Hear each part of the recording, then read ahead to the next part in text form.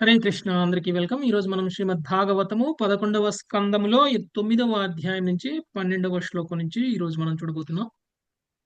9వ అధ్యాయంలో అవధూత బ్రాహ్మణుడు యధురాజుకి తను ఈ భౌతిక ప్రకృతి ద్వారా ఈ భౌతిక ప్రకృతిలో ఉన్నటువంటి వివిధ తత్వాల ద్వారా ఆయన తెలుసుకున్నటువంటి జ్ఞానం గురించి తెలియజేస్తున్నారు. ఈ అవధూత బ్రాహ్మణులు ఎందుకు ఈ విశ్వమంతటా భూమి అంతటా కూడా చరిస్తూ ఉంటారు అని అంటే, కేవలం వాళ్ళు ప్రతి వ్యక్తి నుంచి ప్రతి వస్తువు నుంచి జ్ఞానాన్ని సముపార్జించటం కోసం మాత్రమే వాళ్ళు చరిస్తూ ఉంటారు. ఇంకా అందరికీ కూడా భగవంతుడికి సంబంధించినటువంటి జ్ఞానాన్ని ప్రచారం చేయడం కోసం వాళ్ళు సంచరిస్తూ ఉంటారు.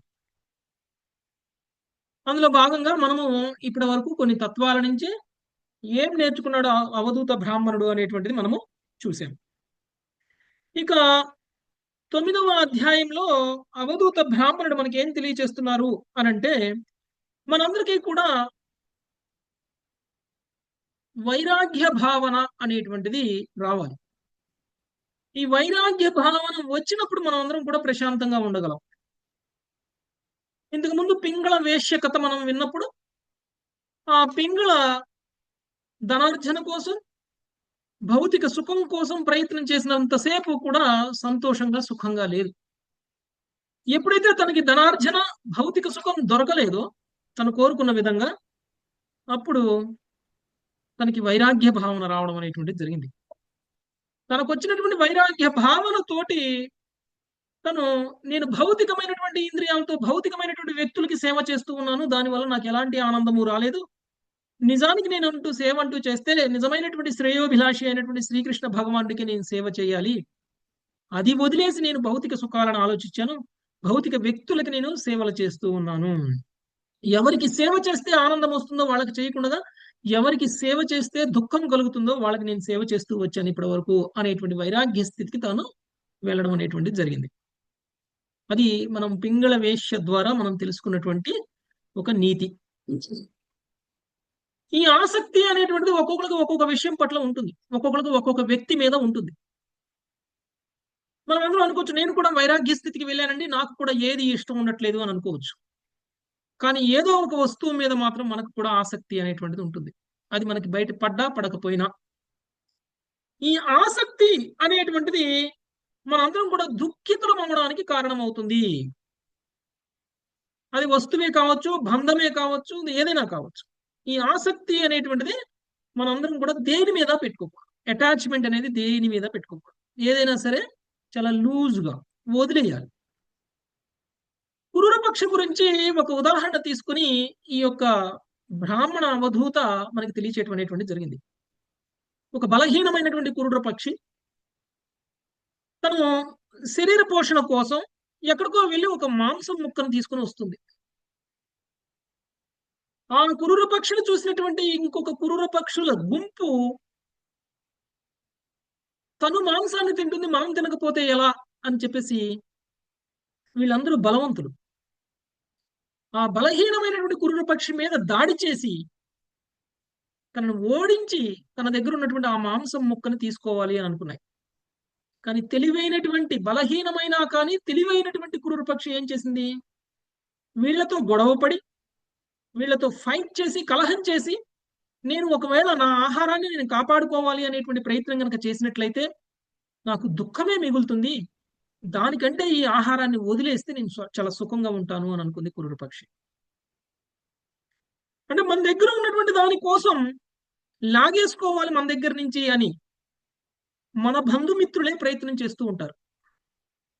ఈ క్రూర పక్షి కథ నుంచి మనం తెలుసుకోవాల్సినటువంటి నీతి ఏమిటి అని అంటే, మన కుటుంబ సభ్యులే, మన సోదరులు, మన కుటుంబ సభ్యులు, మనకు చాలా క్లోజ్ బంధం ఉన్నటువంటి వాళ్లే మనకున్నటువంటి ఐశ్వర్యాన్ని మనకున్నటువంటి సంపదని లాగేసుకోవాలి అనేటువంటి ప్రయత్నం చేస్తారు. అందుకోసం అవసరమైతే గొడవలు కూడా పడతారు, పంచాయతీలు కూడా పెడతారు. తెలివైనటువంటి వ్యక్తి ఏం చేస్తాడు, ఈ భౌతికమైనటువంటి వస్తువుల గురించి గొడవలు పెట్టుకోవడం ఏమిటి, దీని మీద నేను కనుక కాలాన్ని వృధా చేసినట్లయితే నా జీవితం వ్యర్థం అవుతుంది, దీనికంటే నేను దాన్ని వదిలేస్తే మేలు, దానివల్ల కనీసంగా మనసు ప్రశాంతంగా ఉంటుంది, ఆనందంగా ఉంటుంది. గొడవలు పెట్టుకొని దాన్ని పొందినప్పటికీ మనం పొందేటువంటి ఆనందం కంటే వదిలేసి ప్రశాంతంగా ఉండడం అనేటువంటిది చాలా గొప్ప ఉన్నత స్థితి. అదే పని చేసింది బలహీనమైనటువంటి క్రూర పక్షి. అందుకనే ఈయన అంటున్నాడు, ఈ క్రూర పక్షి నుంచి మనం తెలుసుకోవాల్సింది ఏమిటి అని అంటే,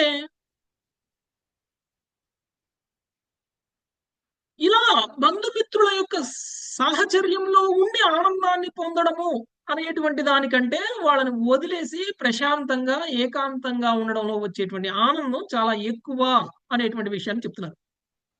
అంటే మన ఆనందం కోసం మనం బయట వెతుక్కోకూడదు, మన ఆనందం కోసం మనలోనే వెతుక్కోవాలి. ఆత్మయందే ఆనందాన్ని పొందగలగాలి. అది బంధుమిత్రుల నుంచి ఆనందాన్ని పొందాలి, లేకపోతే స్నేహితుల నుంచి ఆనందాన్ని పొందాలి అనేటువంటి ప్రయత్నం చేస్తే మనం నిరుత్సాహపడతాం. దానివల్ల మనకి మనశ్శాంతి ఉండదు. అందుకనే నేను ఒంటరిగా సంచరిస్తున్నాను, ఆనందంగా ఉన్నాను, ఆత్మయందే ఆనందంగా ఉన్నాను. ఇది నేను కురుల పక్షి నుంచి తెలుసుకొని నేను ఆచరణలోకి తీసుకొచ్చాను. అందుకనే నీకు నా బంధువులతో లేను నేను అనేటువంటి విషయం కనిపిస్తుంది, నా స్నేహితులతో లేను నీకు అనేటువంటి విషయం తెలుస్తుంది. కానీ నిజానికి నేను ఆత్మ సంతృప్తుడనే, ఆత్మయందే రమిస్తున్నాను, ఆత్మయందే ఆనందాన్ని అనుభవిస్తున్నాను అనేటువంటి విషయాన్ని తెలియజేశారు. ఇంకా ఈ భౌతిక జగత్తులో రెండు రకాల జనులు ఉంటారు చాలా ఆనందంగా ఉండడానికి.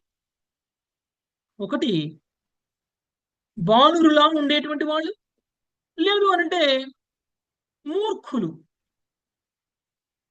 దేనికి రియాక్ట్ అవ్వనటువంటి వాళ్ళు మూర్ఖులు. వీళ్ళు ఆనందంగా ఉంటారు. రెండవది త్రిగుణాతీతమైనటువంటి భగవద్భక్తులు, భగవంతుడికి శరణాగతి పొందినటువంటి భక్తులు చాలా ఆనందంగా ఉంటారు. మరి ఒక పాషాణమైనటువంటి ఆనందం ఏదైతే ఉంటుందో దాన్ని ఈ బాలుడు ఆనందము లేకపోతే మూర్ఖుడి ఆనందంతో పోల్చారు. నిజమైనటువంటి ఆనందం ఏమిటి అని అంటే, ఎవరైతే త్రిగుణాలకి అతీతంగా ఉన్నారో, ఎవరైతే భగవంతుడి యొక్క పాదపద్మాలను ఆశ్రయించి ఉన్నారో, ఎవరైతే భగవంతుడి యొక్క సేవలో ఉన్నారో వాళ్ళు పొందేటువంటి ఆనందం నిజమైనటువంటి ఆనందం. అలా కాకుండా ఈ ఇద్దరు కాకుండా భౌతికమైనటువంటి లౌకిక వ్యవహారాలలో పూర్తిగా నిమగ్నమైనటువంటి వ్యక్తులు ఎప్పుడూ ఆనందంగా ఉండరు అనేటువంటి విషయాన్ని చెప్పారు.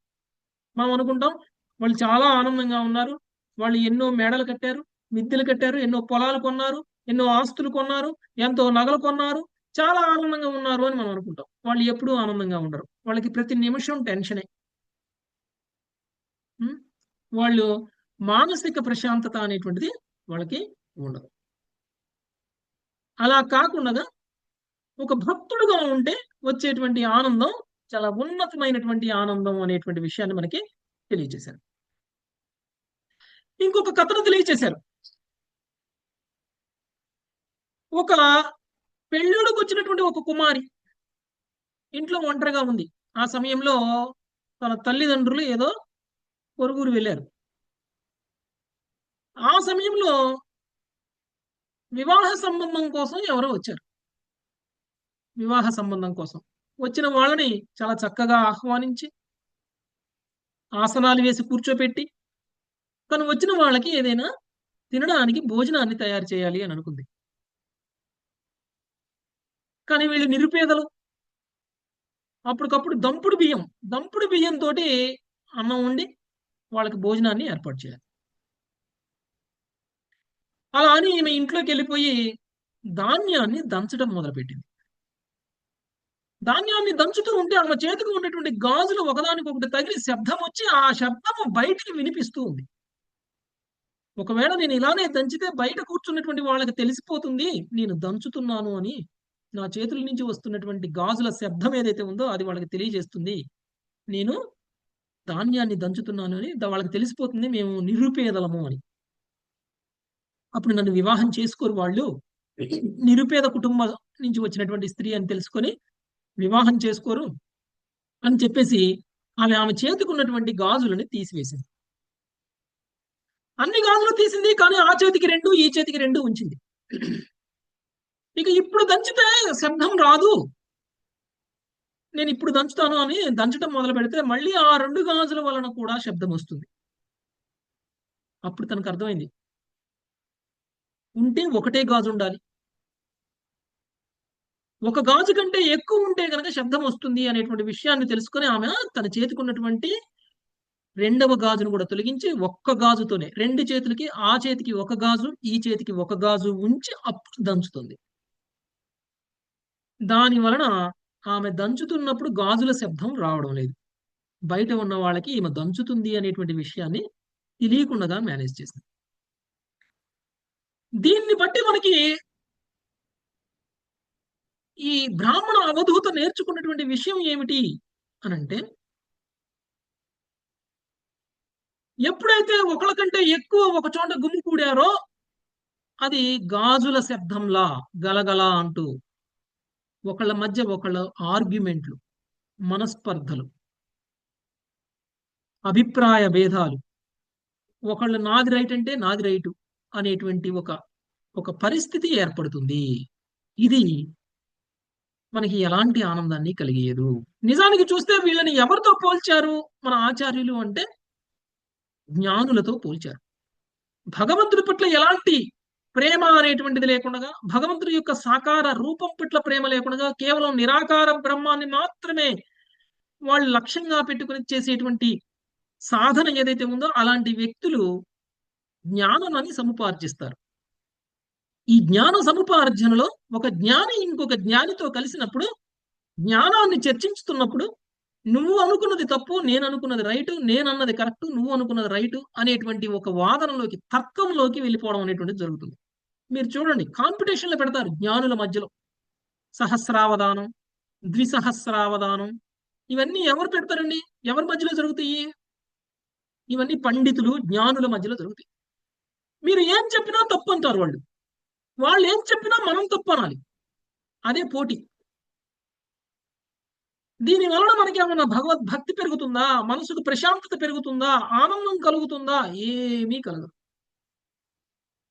కేవలం ఈ గాజుల శబ్దం లాగా టప టప టప టప అని ఇద్దరు మాట్లాడుకోవటం. వాళ్ళు మాట్లాడింది వీళ్ళు కండియటం, వీళ్ళు మాట్లాడింది వాళ్ళు కండియటం, వాళ్ళు మాట్లాడింది వీళ్ళు కండియటం, వీళ్ళు మాట్లాడింది వాళ్ళు కండియటం. ఇది ఒక రకమైనటువంటి వ్యక్తులు, మోర్ దాన్ వన్, ఒకళ్ళ కంటే ఎక్కువ కలిస్తే జరిగేటువంటి సంఘటనలు ఇవి. అంతేకాదు అభక్తులు కూడా, లౌకికమైనటువంటి వ్యక్తులు కూడా ఒకళ్ళ కంటే ఎక్కువ కలిశారు అని అంటే ఏం జరుగుతుందండి? ఆ ఇంట్లో ఏం జరిగింది, ఈ ఇంట్లో ఏం జరిగింది, వాళ్ళు ఏం చేస్తున్నారు, వీళ్ళు ఏం చేస్తున్నారు, నాకేమి ఇచ్చావు, నువ్వేమి ఇచ్చాను, ఇవే మాట్లాడుకుంటారు. నాకెంతుంది, నీకెంతుంది, నువ్వు ఎక్కడికి వెళ్తున్నావు, నేను ఎక్కడికి వెళ్తున్నావు, నువ్వు ఎలా ఎంజాయ్ చేసావు, నేను ఎలా ఎంజాయ్ చేశాను, ఇవే మాట్లాడుకుంటారు. ఇది కూడా గాజుల శబ్దంతోనే పోల్చారు.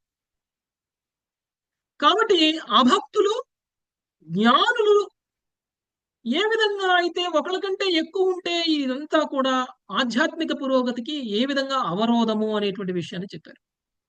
కానీ భక్తులు అలా ఉండరు. భక్తులందరికీ ఏకాభిప్రాయం ఉంటుంది. ఏమిటి ఒకటే అభిప్రాయం? మనకు ముక్తి అవసరంలా, ఏమీ అవసరంలా. మనందరికీ కావాల్సింది ఏంటంటే భగవంతుడి యొక్క సేవ.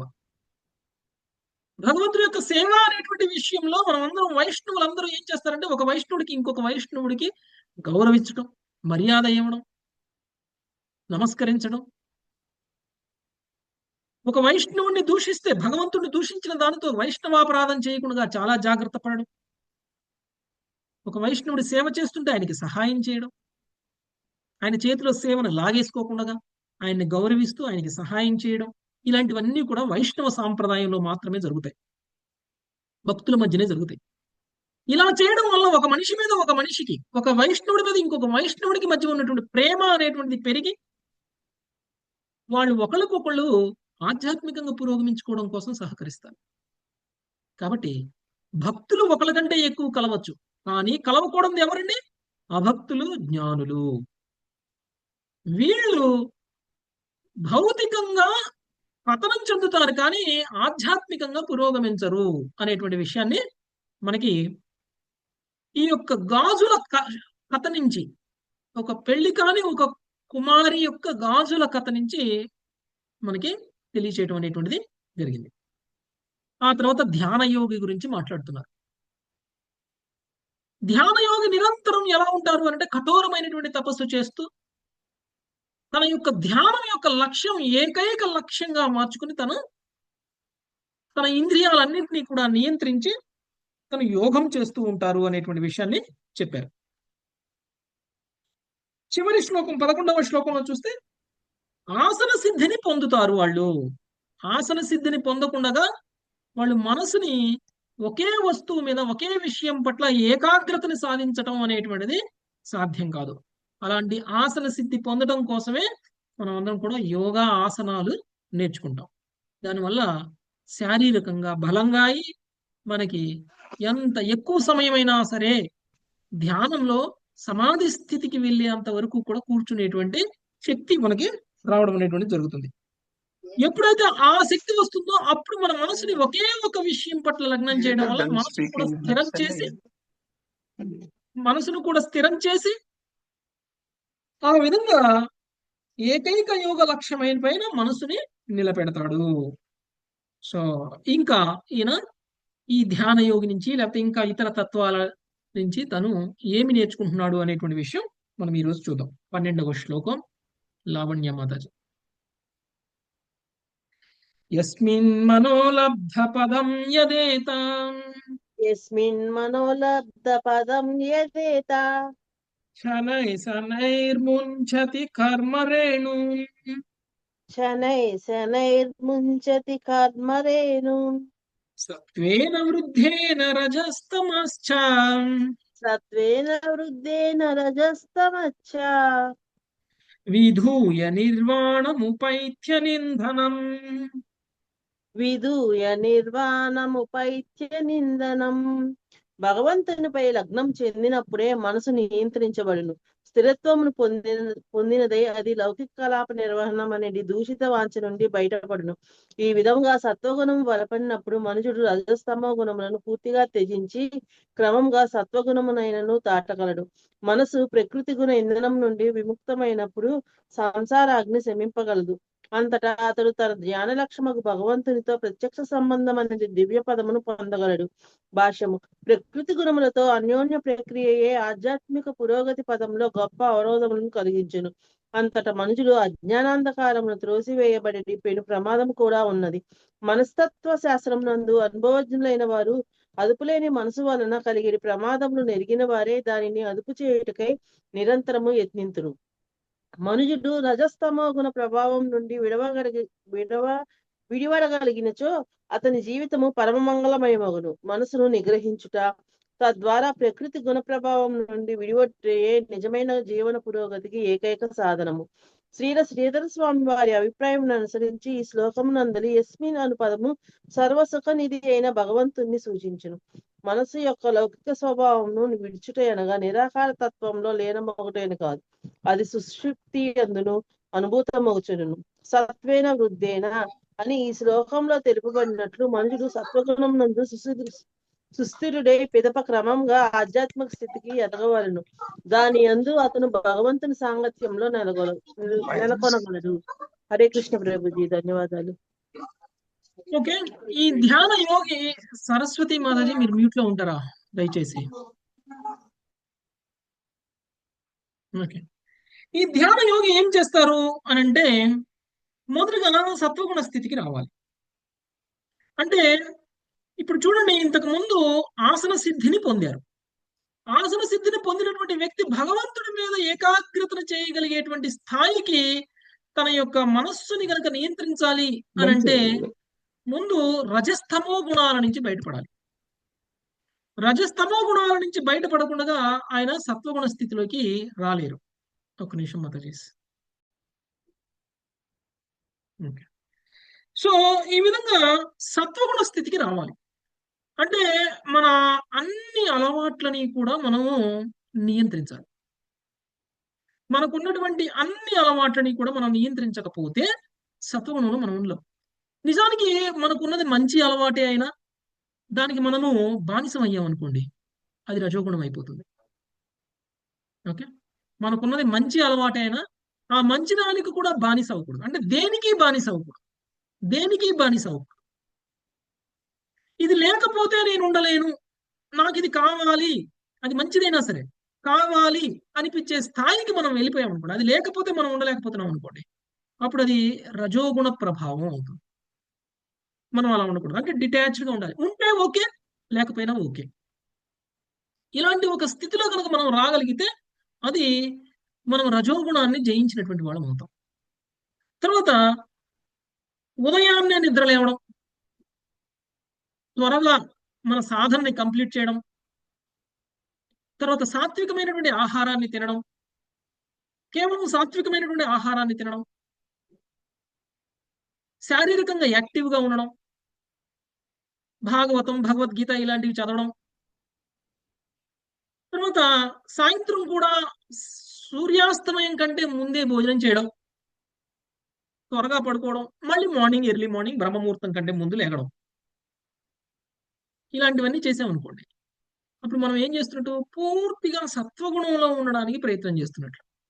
దీనివల్ల మీరు ఇలా ఒక 6 months కంటిన్యూ చేశారనుకోండి, ఏమవుతుంది అని అంటే మనలో ఉన్నటువంటి మన మీద ఉన్నటువంటి రజోగుణ తమోగుణ ప్రభావాలు పూర్తిగా పోతాయి. పూర్తిగా సత్వగుణంలో ఉండగలుగుతాం. మరి పూర్తిగా సత్వగుణంలో ఉండడమే మన లక్ష్యమా అంటే కాదు.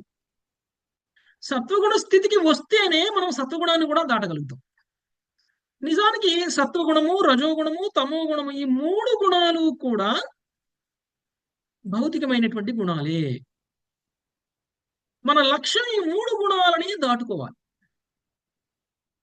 ఈ 3 గుణాలని దాటకపోతే మనసు ఒకే వస్తువు మీద ఒకే విషయం పట్ల ఏకాగ్రతని సాధించలేదు. ఎవరైతే ఈ 3 గుణాల ప్రభావంలో ఉన్నారో, సత్వగుణంలో ఉన్నా, రజోగుణంలో ఉన్నా, తమో గుణంలో ఉన్నా, తమో గుణ ప్రభావంలో ఉన్న ఈ 3 గుణాల యొక్క ప్రభావంలో ఉన్నటువంటి వ్యక్తి ధ్యానంలో ఏకాగ్రతని పొందలేడు. అదేంటండి సత్వగుణంలో ఉన్న వాళ్ళు ఎందుకు పొందలేరు అని అనుకోవచ్చు. యాక్చువల్గా అయితే సత్వగుణం కూడా మనల్ని బంధిస్తుంది. సాత్వికంగా ఉన్నటువంటి వ్యక్తి కూడా నేను మిగిలినటువంటి వ్యక్తుల కంటే కూడా నేను గొప్పగా ఉన్నాను, నా ఆహారపు అలవాట్లు గొప్పగా ఉన్నాయి, నన్ను చూస్తే అందరూ గౌరవిస్తారు, నేను అందరికంటే కూడా అందంగా ఉన్నాను, లేకపోతే నేను అందరికంటే కూడా ఆరోగ్యంగా ఉన్నాను, ఓకే, నా నా అలవాట్లను చూసి అందరూ నేర్చుకునేలా ఒక ఒక ఒక ఉదాహరణగా నేను ఉన్నాను అనేటువంటి ఒక భావన ఉంది చూసారు. అది సత్వగుణంలో ఉన్నప్పటికీ ఈ భావన అనేటువంటిది వాళ్ళకు ఉన్నటువంటి గుడ్ క్వాలిటీస్, మంచి క్వాలిటీస్ వాళ్ళకి గర్వాన్ని తీసుకొస్తాయి. ఓకే, అందుకనే మనం విశుద్ధ సత్వగుణ స్థితికి వెళ్ళాలి. విశుద్ధ సత్వగుణ స్థితికి అంటే సత్వగుణం కూడా మనల్ని బంధించినటువంటి స్థితికి మనము వెళ్ళాలి.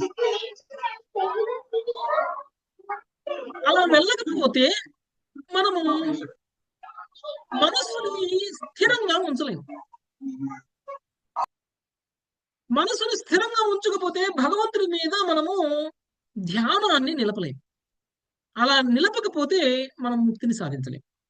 ధ్యాన యోగి చేయాల్సినటువంటి సమాధి స్థితికి వెళ్ళాల్సినటువంటి పరిస్థితికి ఆయన చేరుకోలేరు. కాబట్టి మనం అందరం కూడా అన్ని గుణాల యొక్క ప్రభావాన్ని దాటినాడు మాత్రమే మనం భగవంతుడి మీద మనకి ఏకాగ్రత అనేటువంటిది కుదురుతుంది. నెక్స్ట్ ప్రమీల మాతాజీ. తదైవమాత్మన్యవరుద్ధచిత్తో తదైవమాత్మన్యవరుద్ధచిత్తో న వేద కించిత్ బహిరంతరం వా న వేద కించిత్ బహిరంతరవం వా యతేషు కారో నృపతిం వ్రజంతం యథేషు కారో నృపతిం వ్రజంతం ఈశౌ గతాత్మా న దదర్శ పార్శ్వే ఇషౌ గతాత్మా నదర్శ పార్శ్వే. ఈ విధముగా మనుజుని చిత్తము పరతత్వము భగవంతుడిపైననే పూర్తిగా లగ్నము చెందినప్పుడు అతడు ద్వైతమును లేదా బాహ్యాంతర సత్యమును గాంచడు. బాణములు తయారు చేయువాడు బాణ తయారీలో ఎంత లగ్నమయ్యనగా చెంతనే చందుచున్నట్టి రాజును అతడు చూచుట గాని గమనించుట గాని చేయకపోవటను ఉపమానముగా చెప్పుకొనవచ్చును. భాష్యం. రాజు రహదారిలో చనునప్పుడు అతని ముందు నగారాలు ఇతర వాద్యములు మ్రోగించబడుచుండును. సైనికులు ఇతర పరిజనులు అతని వెంట నుందురు. ఈ విధముగా పెద్ద రాచ ఊరేగింపు తన కార్యస్థలము ముందుగానే సాగుతున్నప్పటికీ బాణమును తీక్షణముగను సరళముగను చేసేది విద్యుక్త ధర్మంలో పూర్తిగా లగ్నమైన కారణమున బాణములను తయారు చేయువాడు దాన్ని గమనింపలేడు. పరతత్వముగు శ్రీకృష్ణ భగవాన్ని ప్రేమయుత సేవలో సంపూర్ణంగా లగ్నమైనట్టి వాడు లౌకిక మోహమును ఏమాత్రము పట్టించుకొనడు. ఈ శ్లోకమునందలి బహిస్ బాహ్యము అను పదము తినుట, త్రాగుట, మైదనము వంటి అసంఖ్యాక ఇంద్రియ భోగ విషయమును సూచించును. అవి బద్ధజీవుని ఇంద్రియములను ద్వైతము వైపునకు ఈడ్చివేయును. ఇక ఆంతరము అను పదము పూర్వ ఇంద్రియ భోగ స్మృతులను లేదా భావి లౌకిక స్థితుల పట్ల ఆశలను, స్వప్నములను సూచించును. పరతత్వముకు శ్రీకృష్ణ భగవాన్నే సర్వత్రగాంచెడివాడు అంతర్బాహ్య భ్రమలు రెండింటినీ నేరుగా త్రోసిపుచ్చును. ఇదే ముక్తి పదమని పిలువబడును. ఈ స్థితిలో ఇంద్రియార్థముల పట్ల ఆకర్షణ గాని విముఖత గాని ఉండదు. పైగా పరతత్వముగు శ్రీకృష్ణుని యందు ప్రేమయుతముగు సంలగ్నము భక్తి ద్వారా భగవంతుని సేవించుటకు గొప్ప కోరిక నెలకొని ఉండును. శ్రీకృష్ణుడు అనేది సత్యమును విడిచిన వాడు మానసిక కల్పమనడి రాజ్యంలో వ్యర్థంగా తిరుగాడవలసి వచ్చును. అస్తిత్వము కలిగిన సమస్తములకు ఆధారము పరతత్వముగు శ్రీకృష్ణుడే అని గాంచనివాడు కృష్ణేతరమైనది ఉన్నదనడి మిథ్యాభావనతో మోహితుడగును. సమస్తము భగవంతుడి నుండియే ఉద్భవించును. ఆ దేవదేవుడే సమస్తమునకు ప్రభువై ఉన్నాడు. ఈ సరళమైన అవగాహనమే నిజమైన అస్తిత్వ స్థితి. హరే కృష్ణ ప్రభుజీ, దండోత్ ప్రణాం. హరే కృష్ణ. ఇంకొక ఉదాహరణతోటి ఈ ఏకాగ్రత ఎలా ఉండాలి అనేటువంటి విషయాన్ని మనకి తెలియజేస్తున్నారు. అది కూడా భగవంతుడి పట్ల మనకు ఉండాల్సినటువంటి ఏకాగ్రత. ఒక బాణాలు తయారు చేసుకునేటువంటి వ్యక్తి తను ఏకాగ్రతగా తను చేస్తున్నటువంటి బాణం మీదనే శ్రద్ధతో బాణాన్ని తయారు చేస్తూ ఉన్నాడు.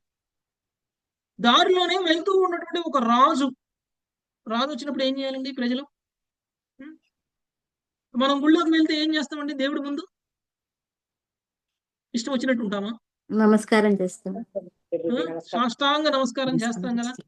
అంటే ఎందుకు చేస్తాము అని అంటే భగవంతుడు జగన్నాథుడు కాబట్టి, జగత్తు మొత్తానికి రాజు కాబట్టి ఈ జగత్తు మొత్తం కూడా ఆ భగవంతుడికి నమస్కారం చేయాలి. మరి ఓ రాజ్యంలో ఉన్నటువంటి ప్రజలు రాజు వచ్చినప్పుడు లేచి కూడా నిలబడకుండా, గౌరవించకుండా ఒకవేళ ధీమాగా ఉన్నారనుకోండి, అది రాజును గౌరవించినట్ల లేదు ప్రభుజీ. సో ఆ విధంగా రాజు కోపానికి బలి అయిపోతారు. కానీ ఈ బాణాలు తయారు చేసుకునేటువంటి వ్యక్తి ఎంత ఏకాగ్రతతో బాణాలు తయారు చేస్తున్నాడు అని అంటే, పక్కనే వెళ్తున్నటువంటి రాజుగారి గుర్రము, రాజుగారి ఆ రథము, ఆయనతో పాటు ఉన్నటువంటి సైనికులు ఎవరు కూడా ఆయనకు కనపడాల, ఎవరికి వినపడాల, వెళ్తున్నారు అనేటువంటి విషయాన్ని కూడా అబ్జర్వ్ చేయాలి. ఓకే, సో ఆ విధమైనటువంటి ఏకాగ్రత ఒక వ్యక్తికి ఆధ్యాత్మిక విషయాల పట్ల ఉండాలి, భగవంతుడి పట్ల ఉండాలి. మన పక్కన ఏం జరుగుతుందో కూడా మనకు అర్థం కానంతగా మనం ఎప్పుడప్పుడు ఒక్కొక్కప్పుడు కొన్ని ఇష్టమైన పనులు చేస్తూ ఉన్నప్పుడు మనం ఏదైనా పని చేస్తూ ఉంటే పక్కన వాళ్ళు ఎవరైనా మాట్లాడుతున్నా మనకు అర్థం కాదు, వాళ్ళు గట్టిగా మాట్లాడినా మనకు అర్థం కాదు. తర్వాత ఆ పని అయిపోయిన తర్వాత ఏంటి అని అడుగుతాం మనం కదా. ఎందుకు? మనకి ఇష్టమైనటువంటి పని చేస్తున్నప్పుడు ఆ పని వల్ల మనము అంతగా నిమగ్నం అయిపోతాం. నేను ఇంతకు ముందు ఒక కథ చెప్పాను దీని గురించి. ఒక అడవిలో కట్టెలు కొట్టుకుని తీసుకొస్తూ ఉంటాడు ఒక అతను. తన భార్యని పోషించడం కోసం అడవిలో కట్టెలు కొట్టుకుని తీసుకుని వచ్చి ఆ కట్టెల్ని అమ్మి దాని మీద వచ్చినటువంటి డబ్బులతో కుటుంబాన్ని పోషిస్తూ ఉంటాడు. ప్రతిరోజు సాయంత్రం 5 గంటలకో 6 గంటలకో తిరిగి వచ్చేస్తాడు కట్టెలు కొట్టుకొని. కానీ ఒక రోజు 6 అయినా 7 అయినా కట్టెలు కొట్టే అని తిరిగి రాలేదు. కట్టెలు కొట్టడానికి వెళ్ళి అడవికి వెంటనే తన భార్యకి భయం వేసింది. తన భార్య ఎవరి మీద ఆధారపడి ఉంది అంటే ఈ కట్టెలు కొట్టే అతని మీదనే ఆధారపడి ఉంది పూర్తిగా. నిరంతరం తన్నే ప్రేమిస్తూ ఉంది. కట్టెలు కొట్టడానికి వెళ్ళినా కానీ తన భర్త ఎప్పుడు వస్తాడా అని తన భర్త ఆలోచనలోనే ఉంటుంది. కట్టెలు కొట్టుకుని తీసుకుని వచ్చిన తర్వాత కూడా నిరంతరం తన భర్తకి సేవ చేస్తూ భర్త ఆలోచనలోనే ఉంటుంది. ఉన్నప్పుడు ఆయన ఆలోచనలోనే, ఆయన లేనప్పుడు కూడా ఆయన ఆలోచనలోనే ఉంటుంది. ఎప్పుడైతే తన భర్త సమయం దాటిపోయినా కానీ తిరిగి రాలేదో వెంటనే కంగారు, ఆతృత. ఎంత ఆతృత అంటే వెంటనే పరిగెత్తుకుంటూ అడవిలోకి వెళ్ళిపోయింది. ఏమో నా భర్తను ఏమైనా పులి మింగేసిందో, సింహం మింగేసిందో, ఏమైపోయిందో నా భర్తకి, నేను వెళ్ళి ఆయన్ని కాపాడుకొని తీసుకురావాలి అని తన భర్తని కాపాడగలదా లేదా, అంత శక్తి సామర్థ్యం ఉందా లేదా అనే ఆలోచన కూడా చేయకుండా తన భర్త కోసం పరిగెత్తుకుంటూ అడవిలోకి వెళ్ళిపోయింది. వెళ్ళిపోతున్నటువంటి దారిలో ఎవరున్నారు, ఏం చేస్తున్నారు, పక్కన ఏముంది, వెనకేముంది అని ఏమీ చూడట్లా. ఎక్కడ చూసినా తన భర్తే కనపడాలి. తన భర్త కనపడకపోతే ఇంకేమీ లేనట్లే. ఒక సాధువు ఎంతో కాలం నుంచి ఏకాగ్రతగా సాధన చేస్తూ కూర్చుని ఉన్నాడు అడవిలో. ఈమె పరిగెత్తుకుంటూ వెళ్తూ ఉంది. వెళ్తూ దారిలో ఆయన్ని తన్నుకుంటూ వెళ్ళిపోయింది. చూడను కూడా చూడలేదు ఆమె. తన్నుకుంటూ వెళ్ళిపోయింది. ఒక సాధువును కాలుతో తంతే ఎంత అపరాధం. అది కూడా ధ్యాన యోగి. ఎన్నో సంవత్సరాల నుంచి తపస్సు చేస్తున్నాడు. గడ్డాలు, మీసాలు అన్నీ వచ్చేసాయి. ఓకే, ఒక ఋషిలాగా కనిపిస్తాడు. అలాంటి వ్యక్తిని కాలుతో తంతే ఎంత అపరాధం. కానీ ఈమె తన్నింది, వెళ్ళిపోయింది. ఈమె తన్నిన విషయం కూడా ఈమెకు తెలియలా. అక్కడ ఒక వ్యక్తి ఉన్నాడు, ఆయన కూర్చొని ధ్యానం చేస్తున్నాడు, నేను తగలకూడదు, నేను టచ్ చేయకూడదు అని కూడా ఆమెకు తెలియదు. అలానే వెళ్ళిపోయింది. అడవంతా వెతికింది ఒక గంట సేపు. ఎక్కడో తన భర్త ఏదో ఆపదలో ఉంటే చివరికి ఆ ఆపద నుంచి ఆయన్ని కాపాడి తిరిగి తీసుకుని వస్తుంది. తీసుకుని వచ్చే దారిలో అప్పుడు సాధువు ఆపాడు. ఈమెకి ఎంత గర్వం, ఎంత పొగరు, నువ్వు నన్ను తన్నుకుంటూ వెళ్తావా, శపించాలి అనుకొని ఆపేశాడు. ఏమ్మా, నువ్వు వెళ్ళేటప్పుడు నువ్వు నన్ను చూడకుండానే వెళ్ళిపోయావు, చూడకుండా వెళ్ళిపోయావు, కానీ తన్నుకుంటూ వెళ్ళిపోయావు, నీకు అర్థమైందా, ఎంత అపరాధం చేశావు, నేను నిన్ను శపిస్తాను నువ్వు చేసిన అపరాధానికి అని ఆ సాధువు అంటే, ఆమె ఏమన్నది, నన్ను క్షమించాలి, నా భర్త మీద ప్రేమతో, నాకు నా భర్త తప్ప ఇంకేమీ తెలియడం లేదు, నా భర్త అడవిలో మిస్ అయిపోయాడు, నన్ను తీసుకురావాలి అనేటువంటి ఆతృతలో నేను మీరు ఉన్నారు అనేటువంటి విషయం కూడా గమనించలేదు, నిజానికి నేను మిమ్మల్ని తన్నాను అనేటువంటి విషయం కూడా నాకు తెలియదు, మీరు చెప్తుంటేనే నాకు తెలుస్తుంది. ఒకవేళ నేను మిమ్మల్ని తగిలి ఉన్నట్లయితే, నా కాలు మీకు తగిలి ఉన్నట్లయితే నన్ను క్షమించండి, కానీ నేను ఉద్దేశపూర్వకంగా నేను మిమ్మల్ని తనలేదు. నాకు నా భర్త యొక్క క్షేమం మీద ఉన్నటువంటి చింతతోటే నేను పరిగెత్తు ఉన్నాను తప్ప నాకేం తెలియలేదు. మీరు ఉన్న విషయం నేను గమనించలేదు, మీకు తగిలిన విషయం నాకు తెలియలేదు అన్నాను. యాక్చువల్గా ఎన్నో వందల సంవత్సరాల నుంచి తపస్సు చేస్తున్నటువంటి వ్యక్తికి ఈ స్త్రీ వెళ్తుండడం గమనించాడు ఆయన, తపస్సులో ఉండి కూడా. ఆ స్త్రీ కాలు తగిలిన విషయం కూడా ఆయనకు తెలిసింది, తపస్సులో ఉండి కూడా. కానీ ఆ స్త్రీకి మాత్రం తెలియలేదు, ఈ వ్యక్తి ఇక్కడ తపస్సు చేస్తున్నాడు, ఆయన నేను కాలుతో తంతున్నాను అనేటువంటి విషయం ఆమెకు తెలియలేదు. నిజానికి సమాధి స్థితిలో ఎవరున్నారు? ధ్యానంలో కూర్చున్నటువంటి వ్యక్తి సమాధి స్థితిలో ఉన్నాడా? పరిగెడుతూ ఉన్నటువంటి వ్యక్తి సమాధి స్థితిలో ఉందా? పరిగెడుతున్నటువంటి వ్యక్తి సమాధి స్థితిలో ఉంది. అప్పుడు ఆయన ఆశ్చర్యపోయాడు, నిజంగా నేను కాదు సమాధి స్థితిలో ఉంది, నువ్వు సమాధి స్థితిలో ఉన్నావు. ఒకే ఒక విషయం పట్ల నువ్వు ఏకాగ్రతతోటి ఉన్నావు, అది నీ భర్త. ఒకవేళ ఆ లక్ష్యం భర్త కాకుండా భగవంతుడైనట్లయితే ఆమె నిజమైనటువంటి ధ్యాన యోగి అయి ఉండేది కదా. సో అంతటి ఏకాగ్రత నీకు ఉంది, కానీ అంతటి ఏకాగ్రత నాకు లేదు. కారణం, నేను ఎవరిని ధ్యానిస్తున్నానో వాళ్ళ పట్ల నాకంత ప్రేమ లేదు, నీకున్నంత ప్రేమ. అందుకనే నాకు ఆ ధ్యాన లక్ష్యం అర్థం కాలేదు. ధ్యాన లక్ష్యం అంటే నేను ధ్యానంలో కళ్ళు మూసుకుని ఉన్నా కానీ నువ్వు వెళ్తున్న శబ్దం వినిపిస్తుంది, నువ్వు మాట్లాడుతున్న మాటలు వినిపిస్తున్నాయి, నువ్వు అరుస్తున్న అరుపులు వినిపిస్తున్నాయి, నువ్వు తగిలితే నాకు స్పర్శ కూడా తెలిసింది, అన్నీ తెలుస్తున్నాయి. కాబట్టి నేను సమాధిలోకి వెళ్ళకపోతే నీలా నేను సమాధి స్థితికి వెళ్ళాలి అంటే నాకు భగవంతుడి మీద, నీకు భర్త మీద ఉన్నటువంటి ప్రేమ నాకు భగవంతుడి మీద కలగాలి, అప్పుడు నాకు అది సాధ్యమవుతుంది అనేటువంటి విషయాన్ని ఆయన తెలుసుకున్నారు. ఇది ఈ కథ నుంచి మనం తెలుసుకోవాల్సింది. అంటే ఎప్పుడు సాధ్యమవుతుంది అని అంటే, ఒకే ఒక ఎప్పుడైతే మనం భగవంతుడిని అంతగా ప్రేమిస్తామో మనం త్రిగుణాతీతులం అవుతాం. అప్పుడు భగవంతుడి పట్ల ఏకాగ్రత అనేటువంటిది వస్తుంది. అది ధ్యానయోగి సాధించేటువంటి. నెక్స్ట్ 14వ శ్లోకం. ప్రభు, ఏం సూపర్ గా ఉంది ప్రభు ఈ స్టోరీ. హరే కృష్ణ మాతాజీ. ఇందుమతి మాతాజీ. హరే కృష్ణ ప్రభుజీ. ఏకచార్య నికేతస్య అప్రమత్తో గుహాశయః. ఒక నిమిషం ప్రభుజీ. ఏకచార్య నికేతః స్యాదా ప్రమత్తో గుహాశయః. ఏకచార్య నికేతస్య అప్రమత్తో గుహాశయః. ఏకచార్య నికేతః నికేతస్య నికేతస్య అప్రమత్తో గుహాశయః. అలక్ష్యమాణ మునిరేకోల్పభాషణః.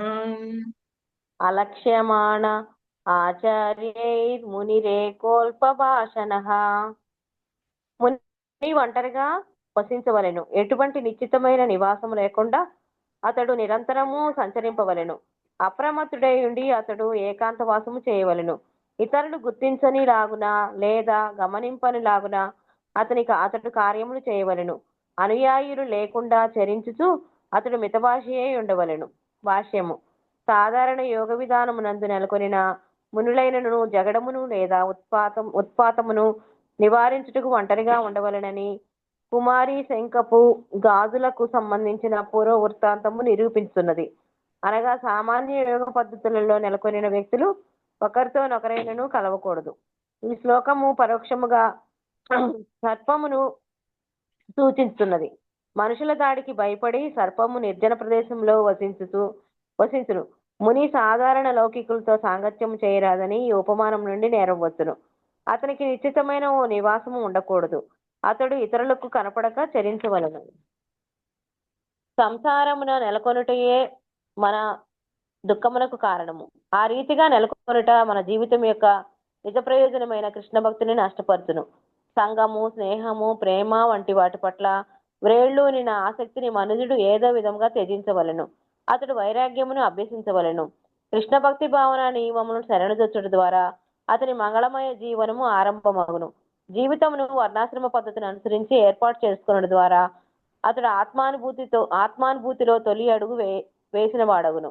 అనగా అతడు న్యాయమైన వృత్తిని చేపట్టి మైదున సుఖమును నియమించవలెను. బ్రహ్మచారిగా లేదా సన్యాసిగా అతడు దానిని పూర్తిగా త్యజించవలెను, లేదా గృహస్థునిగా జీవించవలెను. ఈ రీతిగా వృత్తిని జీవనమును నియంత్రించడంతో అంతయు అస్తవ్యస్తమే అగును. అప్పుడు ఆధ్యాత్మిక పురోగతి అత్యంత కఠినమగును.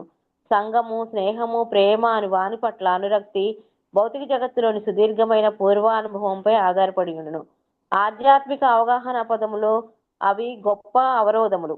అవి కొనసాగినచో ఆధ్యాత్మిక పురోగతి అత్యంత కఠినమగును. భక్తుడు చేయవలసినది ఏమిటో, చేయకూడనిది ఏమిటో శ్రీ చైతన్య మహాప్రభువు తమ ఉపదేశముల ద్వారా బోధించిరి. అటు నియమముల పట్ల ఆదరణ మనుజుని పరమ పూర్ణత్వ పతమునకు గొనిరాగలదు.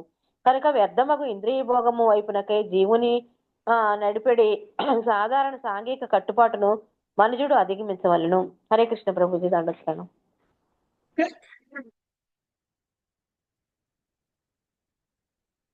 ఒక సాధువు, ఒక ముని. ఇక్కడ ముని అంటే మనం ఇంతకు ముందే చెప్పుకున్నట్లు ఎక్కడెక్కడ ముని అనేటువంటి పదం వచ్చినా కానీ అది మనకి భక్తుడిని సూచిస్తుంది. ఓకే, లేదు అంటే ఇలాంటి ఒక సంచరిస్తూ ఉన్నటువంటి అవధూత బ్రాహ్మణుడి స్థితిలో ఉన్నటువంటి వ్యక్తులను సూచిస్తుంది. సో ఇలాంటి అవధూత బ్రాహ్మణ స్థితిలో ఉన్నటువంటి వ్యక్తులు ఏం చేయాలట? ఒంటరిగా ఉండాలి. ఎలాంటి నిశ్చితమైనటువంటి నివాసము లేకుండా అతడు నిరంతరము సంచరించవలను. ఒకే చోట ఉండిపోకూడదు ఎక్కువసేపు. నిజానికి ఇలాంటి సాధువులు ఎవరింటికి వెళ్ళినా కానీ ఎంతసేపు ఉంటారు అంటే ఒక ఆవు నుంచి పాలు పితకడానికి పట్టేటువంటి సమయం ఎంతైతే ఉంటుందో అంతసేపే ఉంటారు. అంతకు మించి ఎక్కువసేపు ఉండకూడదు. ఉంటే ఏమవుతుంది అంటే అక్కడ ఉన్నటువంటి పరిస్థితులు, అక్కడ ఉన్నటువంటి వ్యక్తులు మనల్ని బంధించి వేసేస్తారు. పరిస్థితులకి ఆకర్షణ అయినా కలగచ్చు, అక్కడ ఉన్నటువంటి వ్యక్తులతోటి ఆకర్షణ అయినా కలగచ్చు. ఏ వ్యక్తితోటైనా సరే ఎక్కువసేపు మాట్లాడితే ఏమవుతుందంటే ఆ వ్యక్తి ఆలోచనలు, ఆ వ్యక్తి స్వభావము అన్ని మనకు తెలుస్తాయి. అలా తేయడం వల్ల ఇలా ఉంటే తప్పు, అలా ఉంటే రైటు, ఇలా ఎందుకున్నాడు, అలా ఎందుకున్నాడు అనేటువంటి తర్కం మన మనసులో స్టార్ట్ అయిపోతుంది. అరే ఆయనకు అలా ఎందుకు జరిగింది, ఇలా ఎందుకు జరిగింది అనేటువంటి ఆలోచనలు కూడా మనలోకి వచ్చేస్తాయి. అంటే ఇతర వ్యక్తుల యొక్క సమస్యలను మనం తెలుసుకోవడం కోసం వాళ్ళ సమస్యలని పరిష్కరించడం కోసం మన జీవితం ఉద్దేశింపబడలేదు. మన జీవితం ఎందుకు ఉద్దేశించబడింది? మన సమస్యను పరిష్కరించుకోవడం కోసం ఉద్దేశించబడింది. మనం మన సమస్యను పరిష్కరించుకున్నామో పూర్తిగా? మన సమస్యను మనం పరిష్కరించుకోకుండా అందరి సమస్యలు పరిష్కరించాలి అని మనం వెళ్తే ఏమైపోతాం? వాళ్ళ సమస్యలన్నీ మనల్ని బంధించేస్తాయి. వాళ్ళకు ఉన్నటువంటి పరిస్థితుల్లోకి మనం వెళ్ళి ఆలోచనలు మొదలు పెడతాం. ఇవన్నీ మనల్ని బంధించేస్తాయి. కాబట్టి ఎవరినైనా సరే నిజమైనటువంటి సమస్య ఏమిటి అని అంటే, ఈ భౌతికమైనటువంటి జీవనం ఏదైతే ఉందో అదే నిజమైనటువంటి సమస్య. అది మనిషిగానైనా ఏ జంతువుగా అయినా. నేను కూడా ఒక మనిషి శరీరంలో ఉన్నాను, మీరు కూడా ఒక మనిషి శరీరంలో ఉన్నాను. అంటే నేను కూడా నా సమస్యను నేను అధిగమించాలి, మీరు కూడా మీ సమస్యను మీరు అధిగమించాలి. ఇది చేయడానికి మనం ప్రయత్నం చేయకుండా ఎవరికో ఏదో అయింది, ఎవరికో ఏమో చేశారు, లేదా వాళ్ళ సమస్య ఇది, వాళ్ళు విడాకులు తీసుకుంటున్నారు, వాళ్ళ కుటుంబంలో భార్యాభర్తలు కొట్టుకుంటున్నారు, మనం పెద్ద మనిషిగా వ్యవహరించాలి. ఎంతమంది లేరండి ఊళ్ళల్లో పెద్ద మనుషులు? మీరు ఫ్రీగా సలహా ఇచ్చేవాళ్ళు 100 మంది ఉన్నారు. మీరు రాండి, మీరు పెద్ద మనిషి నా పంచాయతీకి అని అంటే పరిగెత్తుకుంటూ వచ్చేస్తారు, వాళ్ళ పనులు కూడా మానేసుకొని కదా. దీనివల్ల ఏం జరుగుతుంది? దీనివల్ల మనకొచ్చే లాభం ఏమీ లేదు. వ్యక్తిగతంగా మనకొచ్చే లాభం ఏమీ లేదు. వాళ్ళు ఏమైనా మనకు డబ్బులు ఇస్తారా? వాళ్ళు ఏమైనా మనల్ని పూజిస్తారా? లేదంటే మనకి ఏమైనా పేరు ప్రతిష్టలు వచ్చేస్తాయా దానివల్ల? అవన్నీ వస్తే ఏమి లాభం మనకి? అవి ఎంతకాలం ఉంటాయి? మనం వ్యక్తిగతంగా మనకు వచ్చేటువంటి లాభం ఏమి లేదు. వ్యక్తిగతంగా అంటే ఆధ్యాత్మికంగా, ఇక్కడ ఆధ్యాత్మికంగా మనకి ఎలాంటి లాభం ఉండదు. కాబట్టి ఇలాంటి విషయాల పట్ల మనము ఆసక్తిని చూపించకూడదు. అప్రమత్తుడై ఉండి ఏకాంతంగా ఉండడానికి ప్రయత్నం చేయాలి. ఎప్పుడైతే మనం చేసినటువంటి పనులు కూడా ఇతరులకు తెలియకుండా చేసేసేయాలి. దాని మీద మళ్ళీ ఇంకొకళ్ళు అరే నువ్వు ఇలా ఎందుకు చేసావు అని వాళ్ళ అభిప్రాయాలను ఇచ్చే విధంగా మనం చేయాల్సిన అవసరం లేదు. వాళ్ళ అభిప్రాయాలను తీసుకుని ఇంకా గొప్పగా చేస్తే, మనం చేసేటువంటి పని భగవత్ సేవ అయితే ఇతరుల అభిప్రాయం, అది ఇంకొక భక్తుడైతే, మనకంటే సీనియర్ భక్తుడైతే వాళ్ళ అభిప్రాయం తీసుకుని మనం భగవత్ సేవ కనుక చేసినట్లయితే మనం భౌతికంగా కాకుండా ఆధ్యాత్మికంగా పురోగమించడానికి లాభం ఉంటుంది. మనం ఏదో అన్నం వండుకుంటున్నాం, కూర వండుకుంటున్నాము, లేకపోతే ఇంట్లో ఉన్న చిన్న చిన్న పనులు చేసుకుంటున్నాం, లేకపోతే ఆఫీస్కి వెళ్తున్నాం, ఇలాంటి పనుల్లో ఇంకొకళ్ళ అభిప్రాయం ఎందుకు? ఇవన్నీ ఎందుకు? కేవలం మనం ఈ శరీరంలో ఆరోగ్యంగా ఉండడం కోసం. ఎవరి సలహా తీసుకున్నా, ఎవరి సలహా తీసుకోకపోయినా ఈ మాత్రం పనులు మనం చేసుకోగలం. దానికేం మనకి ఎవరి సలహా అవసరం లేదు. మనకి కావాల్సిన సలహా ఎందులో అండి? మనం భక్తిలో పురోగమించడానికి మనం చేస్తున్నటువంటి అపరాధాలేంటి, తప్పులేంటి, ఏ విధంగా పురోగమించాలి, ఇలాంటి విషయాల్లో సలహాలు కావాలి. అలాంటి సలహాలు మనకి ఎవరు ఇవ్వాలి? కేవలం సీనియర్ భక్తులు మాత్రమే ఇవ్వగలరు, గురువులు మాత్రమే ఇవ్వగలరు. అలాంటి గురువులు, మనకంటే జూనియర్ భక్తులు ఎవరైతే ఉంటారో, భక్తిలోకి వస్తున్నటువంటి వాళ్ళ దగ్గర సలహాలు తీసుకుని మనమే మన భక్తిలో పురోగమించాలి అని అనుకోకూడదు. ఎందుకంటే మనం అలాంటి వాళ్ళకి సాంగత్యం ఇవ్వాలి, అలాంటి వాళ్ళ దగ్గర నుంచి సాంగత్యం తీసుకోకూడదు. మనం సాంగత్యం ఇవ్వడం వల్ల వాళ్ళు ఏదో ఒక రోజు మన స్థాయికి రావాలి. మనం ప్రస్తుతం ఉన్నటువంటి స్థాయి కంటే ఇంకా పురోగమించాలి. ఇది మన లక్ష్యం అయి ఉండాలి. అంతేకాని ఏదో పిహెచ్డి చదివాడు, ఎంబీబీఎస్ చదివాడు, డాక్టర్ చదివాడు, లేకపోతే ఇంజనీర్ చదివాడు కాబట్టి వాడు నాకంటే గొప్పవాడు, ఆయన సలహా ఇస్తాడు నేను వింటాను, లేదంటే ఆయన భాగవతం చదివితే బాగా అర్థం చేసుకోగలడు నేను చదివిన దానికంటే, కాబట్టి ఆయన చదివి నాకు చెప్తే నేను వినాలి, అలా అనుకోకూడదు. సైన్స్ టీచర్ దగ్గరికి వెళ్ళి సైన్స్ గురించి అడగాలి, మ్యాథ్స్ టీచర్ దగ్గరికి వెళ్ళి మ్యాథ్స్ గురించి అడగాలి. అంతేకాని ఏ హిందీ టీచర్ దగ్గరకో ఇంగ్లీష్ టీచర్ దగ్గరకో వెళ్ళి నాకు మ్యాథ్స్ చెప్పంటే ఏమైందో అదే అవుతుంది. ఆధ్యాత్మికంగా పురోగమించాలి అని కోరుకున్నటువంటి వ్యక్తి భౌతికంగా పురోగమించినటువంటి వ్యక్తి దగ్గర నుంచి జ్ఞానం పొందాలి అని అనుకోవడంలో ఉన్నటువంటి లోపం. కాబట్టి మనము ఇతరులలో మంచి చెడుల్ని, ఇతరుల భౌతికమైనటువంటి వ్యక్తుల, ఆధ్యాత్మికమైనటువంటి వ్యక్తుల వాళ్ళ యొక్క స్థాయి ఏంటి అని గుర్తించనంత విధంగా మనము ఉండకూడదు. తర్వాత మనం చేస్తున్నటువంటి భౌతికమైన పనులు అయితే ఏంటి, ఆధ్యాత్మికమైన పనులు అయితే ఏంటి, చాటింపు కొట్టుకునేలా చేయకూడదు. ఓకే, మీకు తెలుసా నేను రోజుకి 34 రౌండ్లు చేస్తా, 32 రౌండ్లు చేస్తా, 64 రౌండ్లు చేస్తా. నేను చెప్పుకునే కావు. ఏంటి మీరు 64 రౌండ్లు చేస్తే ఏంటి? మీరు రోజుకి 64 రౌండ్లు చేస్తారు. అది ఎందుకు చెప్పుకుంటున్నారు మీరు? ఎందుకు చెప్పుకోవాలి? చెప్పుకోవాల్సిన అవసరం ఏంటి? ఎవరికి చెప్పుకుంటున్నారు? కేవలం మీకున్నటువంటి ఆధ్యాత్మిక సాధన గురించి మీ శిక్షా గురువులతో తప్ప ఎవరికి చెప్పాల్సిన అవసరం లేదు. మనం చేసేటువంటి ఆధ్యాత్మిక సాధన ఏదైనా సరే అది ఇంకొకరికి చెప్పుకోవాల్సింది కాదు. సీక్రెట్ మీకు భగవంతుడికి మధ్య. మీరు బాగా ప్రేమించేటువంటి వ్యక్తికి చేసినటువంటి సేవని భౌతికంగా ఉన్నటువంటి వ్యక్తి, మీకు సంబంధం లేనటువంటి వ్యక్తి దగ్గరికి వెళ్ళి చెప్తారా? మీరు మీ భర్తతో మీకు ఉన్నటువంటి సాన్నిహిత్య సంబంధాన్ని లేకపోతే సాన్నిహిత్య సంఘటనల్ని మీరు అందరికీ చెప్పుకుంటారా? ఎవరికి పడితే వాళ్ళకి చెప్పరు కదా. అలానే మనం బాగా ప్రేమించేటువంటి భగవంతుడికి మనం చేసేటువంటి సేవ గురించి మనం ఎవరికి చెప్పుకోవాలి? ఎందుకు చెప్పుకోవాలి? చెప్పుకోవాల్సిన విషయాలు కావు ఇవన్నీ. ఏది చేసినా మీకు భగవంతుడికి మధ్యనే ఉండేది. మహా అయితే మీ గురువు. ఎందుకంటే మీ గురువు లేకుండా మీరు భగవంతుడి పట్ల ప్రేమని వ్యక్తం చేయలేరు, మీరు భగవంతుడిని చేరుకోలేరు. కాబట్టి మీ గురువు మాధ్యమం ద్వారానే వెళ్ళాలి. కాబట్టి గురువుకి అన్ని తెలియాలి. గురువుకు మనం చేసేటువంటి సాధన చెప్తే ఆ సాధనలో ఉన్నటువంటి లోపాలను మనకి తెలియజేస్తారు. కాబట్టి పబ్లిసిటీ చేసేది కాదు భక్తి. ఓకే, భక్తి ఏకాంతంగా చేయాల్సినటువంటిది. సో అలా చేయాలి. తర్వాత అనుయాయులు లేకుండా ఆచరించుచు అతడు మితభాషి అయి ఉండవలెను. ఎక్కువ మంది మార్బలాన్ని వేసుకొని తిరగకూడదు. సాధ్యమైనంత వరకు ఒంటరిగా ఉండాలి. ఒకవేళ ఎవరైనా పక్కన కలిసినా కానీ అవసరమైనంత వరకే మాట్లాడాలి, అనవసరమైంది మాట్లాడకూడదు. కలిసి ఉన్నాం కదా, ఏదో ఒకటి మాట్లాడదాంలే, లేకపోతే ఆయన ఏమన్నా అనుకుంటాడేమో అని ఏదో ఒక సందర్భాన్ని, ఏదో ఒక టాపిక్ ని తీసుకొచ్చి మాట్లాడేస్తాం కదండి. దానివల్ల మనకి ఏం లాభం రాదు. మితభాషిగా ఉండాలి అంటే చాలా తక్కువగా మాట్లాడాలి. ఇలాంటి అవధూత బ్రాహ్మణులు ఎవరు పడితే వాళ్ళు పోయి కలిసి మాట్లాడండి అని అంటే మాట్లాడరు. వాళ్ళు మూగవాళ్ళలాగానే ఉంటారు. కేవలం ఒక భక్తుడు వచ్చి ఏదైనా ఆధ్యాత్మికంగా పురోగమించడం కోసం ఏదైనా ఒక ప్రశ్న, అది కూడా వినయంగా అడిగితేనే సమాధానం చెప్తారు. ఇప్పుడు ఎదురాజు కూడా అడిగాడు, నేనేదో గర్వంతో, నేనేదో పొగరుతో నేను నిన్ను అడగట్లేదు, నాకు జ్ఞానం లేదు, నాకు నీ నుంచి జ్ఞానం తెలుసుకోవాలని మాత్రమే అడుగుతున్నాను, నీకున్న స్థితిని నేను ఎక్కిరించాలని కూడా నేను అంటలేదు. నువ్వేంటి ఇంత జ్ఞానం ఉండి, ఇంత తెలివితేటలుండి, ఇంత అందం ఉండి, ఇంత ఐశ్వర్యం ఉండి, ఇంత శక్తి ఉండి కూడా నువ్వెందుకు ఒంటరిగా తిరుగుతున్నావు చిన్నపిల్లాడిలాగా, బట్టలు కూడా వేసుకోకుండా అని ఎక్కిరిస్తూ అడగలేదు. ఇది నిజమే అయినా నేను మిమ్మల్ని ఎక్కిరిస్తూ అడగడం లేదు, నేను వినయంగా అడుగుతున్నాను, శ్రద్ధగా అడుగుతున్నాను, మీ నుంచి నేను నేర్చుకోవాలని, తెలుసుకోవాలని అడుగుతున్నాను అనేటువంటి విషయాన్ని ఆయన చెప్పారు.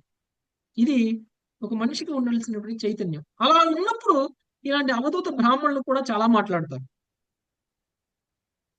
మితభాషి అంటే తక్కువగా మాట్లాడడం అని కాదు.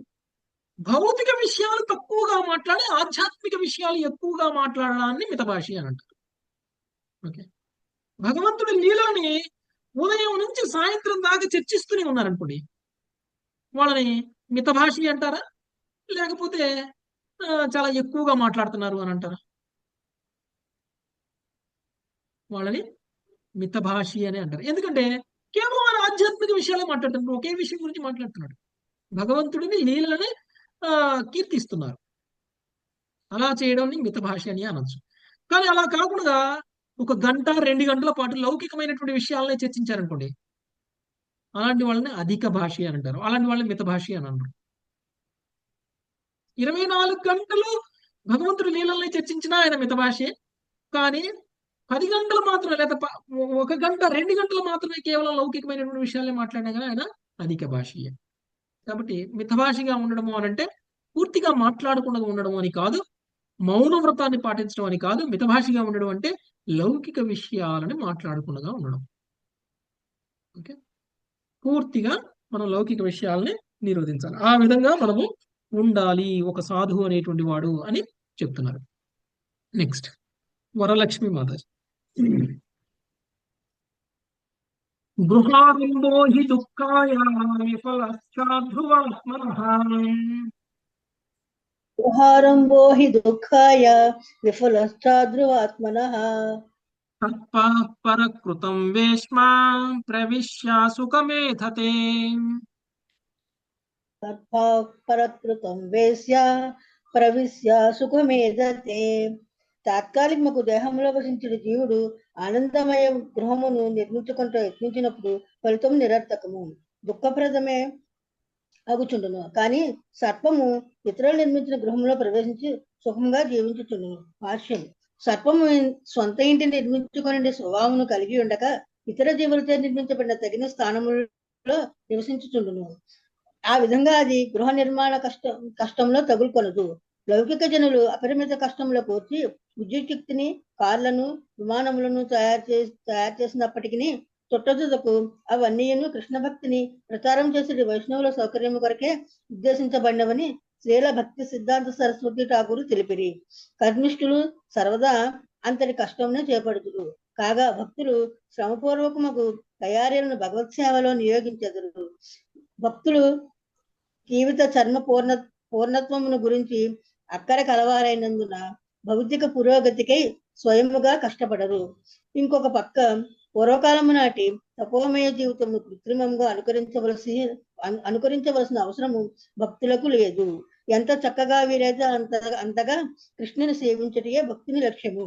అందువలన భక్తులు ఉద్దేశపూర్వకంగా సుందరమైన భవంతులను, నానా రకములైన సంపత్తులను ఎటువంటి స్వీయానురక్తి లేకుండా కేవలము వాటిని భగవంతుని ప్రేమయుత సేవలో వినియోగించులాగున స్వీకరించురు. అటు వాణిని భోగ ప్రవృత్తిలో వినియోగించినచో మనుజుడు విశుద్ధ ఆధ్యాత్మిక పదము నుండి పతనము చెందగలడు.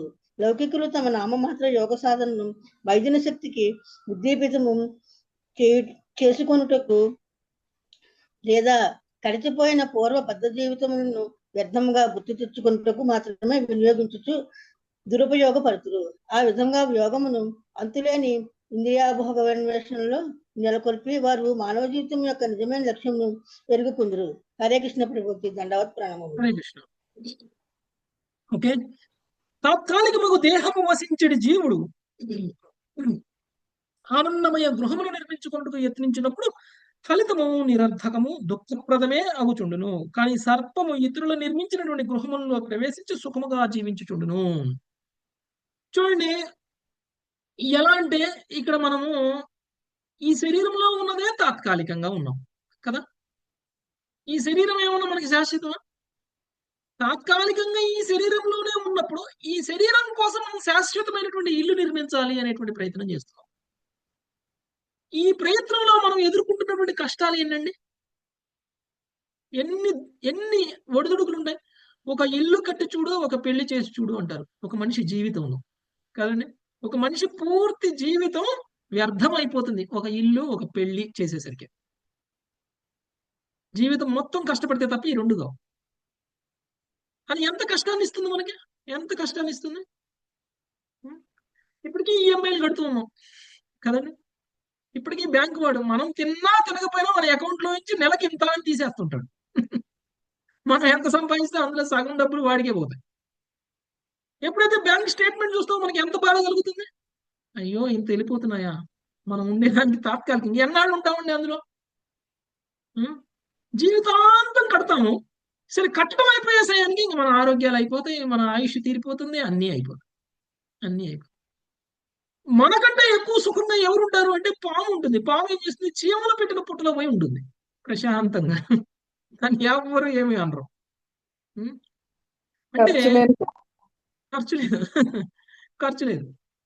అంటే ఒక పాము తను ఉండడానికి తానేమి నిర్మించుకోవడం లేదు, అయినా సరే సుఖంగానే ఉంటుంది. కానీ మనం ఏం చేస్తున్నాము, తాత్కాలికమైన శరీరంలో ఉన్నటువంటి మనము శాశ్వతమైనటువంటి ఇల్లు కట్టుకోవాలనేటువంటి ప్రయత్నం చేస్తున్నాము. దానివల్ల మనం అనేక దుఃఖాలను అనుభవిస్తున్నాం. అంటే కట్టుకోవద్దా అని కాదు, దానికోసం మీ జీవితం వృధా చేయకూడదు. మీ జీవితం మొత్తం శ్రమించినా కానీ మీ ఇంటి అప్పు తీరదు అంటే అలాంటి పనులు చేయకూడదు. ఎప్పుడు చేయాలి, 1 సంవత్సరం 2 సంవత్సరాలు 3 సంవత్సరాలు సంపాదిస్తే నా ఇల్లు అప్పు తీరిపోతుంది, ఆ తర్వాత నాకేం ప్రాబ్లం ఉండదు, ఆ ఇల్లులో నేను సుఖంగా ఉండొచ్చు అనుకున్నప్పుడు చెయ్యొచ్చు. ఎందుకంటే మిగిలిన జీవితం అంతా మీకు ఉంటుంది ఆధ్యాత్మికంగా సాధన చేయడానికి. లేదు అంటే జీవితం మొత్తం ఈఎంఐలు కట్టుకుంటూనే కూర్చోవాలి. అలాంటి వ్యప్రయాసలు చేయకూడదు అని చెప్తున్నారు. సునాయాసంగా చెయ్యగలిగితే చెయ్యండి. సునాయాసంగా చెయ్యలేకపోతే అనవసరంగా అలాంటి విషయాల పట్ల ఆసక్తిని పెంచుకోకుండా ఆధ్యాత్మికంగా పురోగమించడం, ఇది శాశ్వతం కాదు. ఈ శరీరం శాశ్వతం కాదు. అలాంటప్పుడు మనం ఈ శరీరం గురించి ఆలోచించాల్సిన అవసరం ఏంటి? ఆత్మ శాశ్వతం. ఆత్మ గురించి ఆలోచించే ఆధ్యాత్మిక స్థితిలో మన పనులు ఉండాలి. అది అందుకనే ఈ అవధూత బ్రాహ్మణుడు కూడా ఒక ఇల్లులో ఉండడు, ఒక ఇల్లు కట్టుకోడు. ఒకళ్ళ ఇంట్లో కూడా ఉండడు, ఇంకొక ఇల్లు కూడా కట్టుకోడు. అందుకనే మొత్తం భూమి మొత్తం కూడా సంచరిస్తూ ఉంటాడు, ఒక పాములాగా. పాము చక్కగా వెళ్ళిపోయి ఎక్కడ దొరికితే అక్కడ ఉంటుంది. ఆ విధంగా. ఓకే. సో కర్మిష్ఠులు అలా ఉంటారు, కర్ములు అలా ఉంటారు కదండి. మనం అలా ఉండకూడదు. నెక్స్ట్ 16వ శ్లోకం, శేషరత్నం మాతాజీ. హరే కృష్ణ ప్రభుజీ. ఏకో నారాయణో దేవ పూర్వ సృష్టం స్వమాయయా ఏకో నారాయణో దేవ పూర్వ సృష్టో స్వమాయయా సంహృత్య కాల కలయా కల్పాంతాయిదమీశ్వరః సంహృత్య కాల కాలాయ కల్పాంత ఇదమీశ్వరః ఏక ఏవాద్వితీయో భూన్ ఆత్మాధారోఖిలాశ్రయః ఏక ఏవ ద్వితీయో భూ తాత్మాదారో శ్రేయః. జగదీశ్వరుడు నారాయణుడే సకల జీవులను పూజనీయ భగవానుడు. బాహ్య సహాయం లేకుండానే ఆ దేవదేవుడు స్వమాయముచే ఈ విశ్వమును సృజించును. ప్రళయ సమయమున తన అంశమును కాలం ద్వారా జగత్తును వసింపజేసి బద్ధజీవులతో పాటు సకల జగత్తులను అతడి తన యందు నిలుపుకొనెను. ఆ విధముగా అనంతుడే సకల శక్తులను ఆశ్రయించును. విధి అయినయున్నాడు. సకల జగత్తు ఆధారమైనట్టు సూక్ష్మము ప్రధానము అతని ఎందే నిలిచి ఉండి అతనికి అభిన్నమైన అలరారును నిలయానంతరము ఆ దేవదేవుడు అక్కడే నిలిచి ఉండును. ప్రభుపాదులారు భాష్యం. ఈ అధ్యాయం 21వ శ్లోకమునందు వివరించినట్లు భగవంతుని ద్వారా జరిగే అగత్య యొక్క స్వతంత్ర సృష్టి లయములను సాలెపురుగు దారము సృజించి లయించుటతో పోల్చనగును. భగవంతుడు ఒక్కడే ఉన్నాడనియు విశ్వకాలములకు ఆధ్యాత్మిక లీలలో కేవలము అతని శక్తిచే వసగబడుననియు నొక్కి చెప్పుటకు అను పదము ఈ శ్లోకములో 2 మార్లు పేర్కొనబడినది. శ్రీల విశ్వనాథ చక్రవర్తి ఠాకూర్ అభిప్రాయమును అనుసరించి ఈ శ్లోకము కారణోదక సాయి విష్ణువును సూచించును. ఆత్మధార అఖిలశ్రాయ అను పదములు రెండును నారాయణుడే సమస్తమునకు నిధి లేదా ఆశ్రమం సూచించును. భగవంతుని శరీరమే సమస్తమునకు ఆశ్రయమని ఆత్మధారి అని పదము సూచించును. ఆదిదేవుడుకు శ్రీకృష్ణుని ప్రధానాంశయే శ్రీ మహావిష్ణువు. ఆదిదేవుని దేహమే అసంఖ్యాక శక్తులను విస్తరింపజేసి భౌతిక ఆధ్యాత్మిక లోకమును సృజించును. అసంఖ్యాక లోకములను తనలో కలిగి ఉన్నట్టు బ్రహ్మజ్యోతి కూడా భగవంతుని దేహము నుండియే వెలువడుచున్నది. బ్రహ్మ సంహిత పలికినది. ఈ విధముగా శ్రీకృష్ణుడే పరమ నియామకుడు ఈశ్వర అయి అన్నాడు. హరే కృష్ణ. జగదీశ్వరుడైనటువంటి నారాయణుడే ఈ సమస్త లోకాలకి కూడా మూల పురుషుడు. ఎవరైతే ఈ లౌకిక జగత్తును మొత్తం సృష్టించారో ఆయనే ఈ లౌకిక జగత్తుని కాలరూపంలో లయం కూడా చేస్తున్నారు. అంటే లయం అవడము అంటే ప్రళయం వేరు, లయం వేరు. ఓకే. ప్రళయం అంటే మొత్తం ఒక్కసారే పోవడం. లయం అంటే పుట్టిన ప్రతిదీ నశిస్తుంది. ఒక్కొక్క వస్తువుకి ఒక్కొక్క సమయం, ఒక్కొక్క జీవన కాలం అనేటువంటిది ఉంటుంది. ఆ వస్తువు అంత సమయానికి నశించిపోతుంది. అంటే సమయంలో నశించిపోతుంది. కాల రూపంలో ఒక్కొక్క దాన్ని నశింపచేస్తూ ఉంటాడు భగవంతుడు. ఎవరి కాలం అంటే భగవంతుడి యొక్క అంశ. భగవంతుడే కాల రూపంలో సమస్తాన్ని కూడా నాశనం చేస్తూ ఉన్నారు. ఏ విధంగా అయితే ఒక సాలెపురుగు ఏం చేస్తుందండి? సాలెపురుగు తన నోటి ద్వారానే తన నుంచే తీసుకొస్తుంది. ఏంటిది? సాలెగూడు. తన లాలాజలం నుంచి సాలెగూడు తీస్తుంది. అలా సాలెగూడుని మళ్ళీ తనే తినేస్తుంది, తనే మింగేస్తుంది. తన నుంచే తీసుకొస్తుంది, తనలోకే తీసుకుంటుంది. ఆ విధంగా భగవంతుడు కూడా ఈ సమస్త విశ్వాన్ని కూడా తన నుంచే తీసుకొస్తున్నారు, తనలోకే తీసుకువెళ్తున్నారు.